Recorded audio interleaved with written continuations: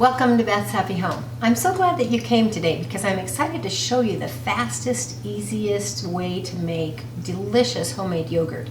This is homemade yogurt that I made using fresh milk, fresh non-fat milk.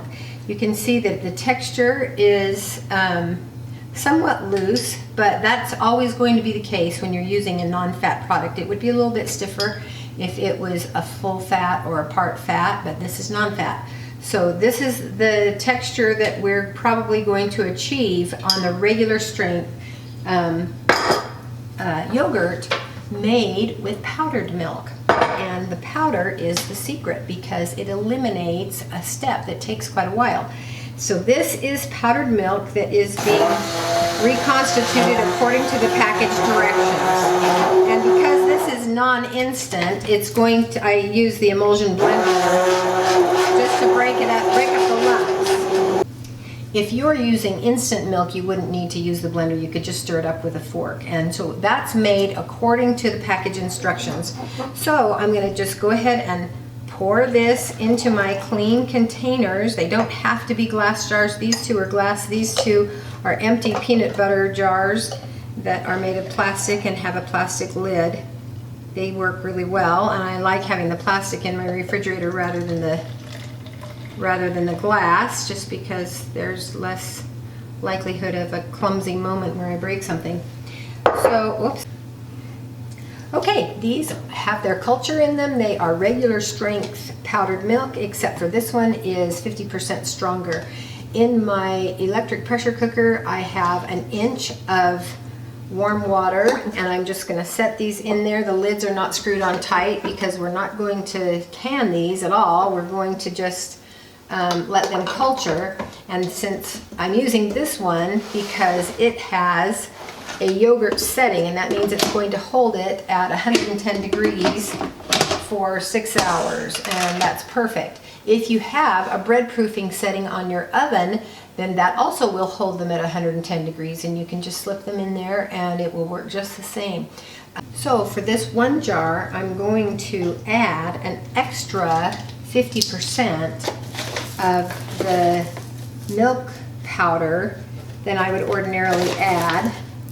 So it'll be 50% stronger, and that is going to create a much stiffer yogurt than the one with just the regular strength. So I'll just whip that in with a fork. A little bit of a foam going on the top of this because I use that emulsion blender, which the foam dies down on powdered milk when it's refrigerated, but kind of an inconvenience right at the moment. All right, that's pretty well stirred in. So this is just lukewarm tap water that I am dissolving this milk powder in. I saw when I poured it in that there were some lumps that didn't get broken up, and I can't really see them because of the foam that's on top. Okay, so this is lukewarm water, right out of the tap, regular strength milk except for the one that has the red lid. That one right there, I put the extra powder in.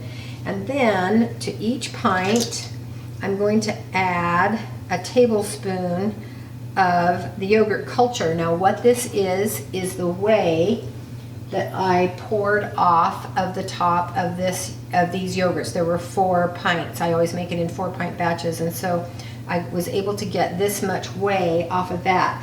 If you didn't save the whey and you have some yogurt that has live cultures in it, you can just use the yogurt itself and that will culture it just fine. But since I usually was in the habit of pouring off the whey, I was excited to learn that you don't have to, that you can save it and it works great as a culture. And so I may as well use this up so that I know that all of my culture is fresh, and there isn't really a precise amount that you need, but you don't want to overdo it. You don't want to add too much culture. For some reason they crowd each other out, sort of. So now that those are all cultured, I'm going to put the lid on, give it a bit of a shake, and then top them off so that they are full to the top. Okay, the one with the red lid is the double strength one.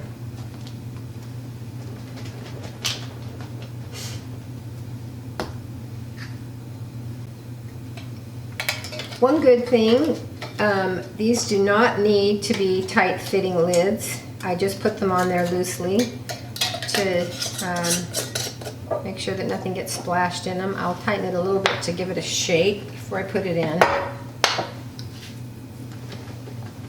If you don't have either one of those, you can put it into a thermos or even just a container of any kind, a mason jar, wrap it up really well in a blanket, and leave it to sit for 6 to 8 hours. And just make sure that it's in as warm of a place as you can provide it safely without taking the temperature over 110 degrees.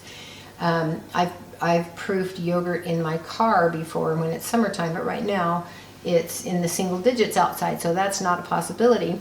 But if you keep it well insulated and you start off with the milk at a temperature of 110 degrees, or even a little bit, you can go up as hot as 112 degrees, you're going to have to be a little more careful to make sure that that's where it starts when you add the culture, so that you can maintain it as close to that temperature as you can get it. Just wrap it up really well. Anyway, 6 hours and we'll see how our yogurt turned out.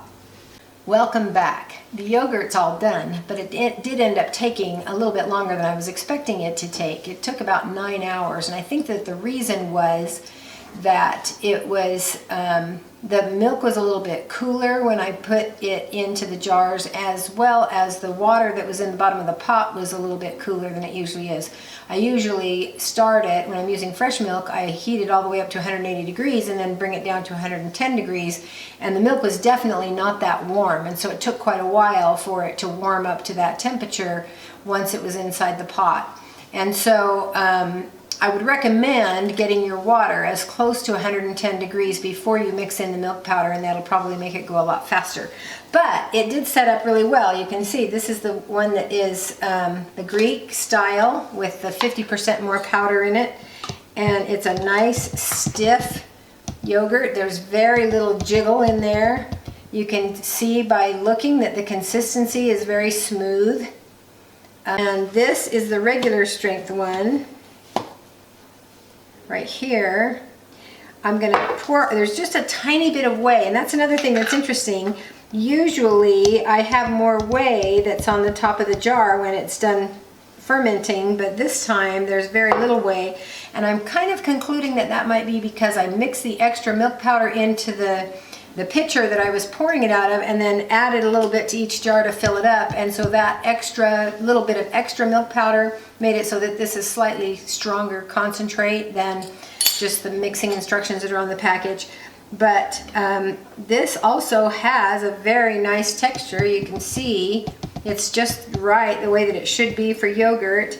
It's very creamy, and I would say it has a little bit more jiggle than the other one does, but it's about the consistency of soft serve Jell-O. There's another thing that's kind of exciting about this too, is that if you object to the flavor of powdered milk, you cannot taste that at all in the yogurt. The yogurt tastes exactly the same as it does with fresh milk. I'm working on several recipes that are for replacing it as cream and sour cream, and they are turning out really well, but I'm not quite done fine-tuning them. So stay tuned. I've got some really great recipes coming up that involve yogurt, but also we've got meal plans and weekly menu planning coming up having to do with the Mind diet. And of course, yogurt would be high on the list for that diet because it's something that is eaten in the Mediterranean diet. And so stay tuned, sign up if you haven't already, and we'll love to see you back at the next one. Thanks for watching.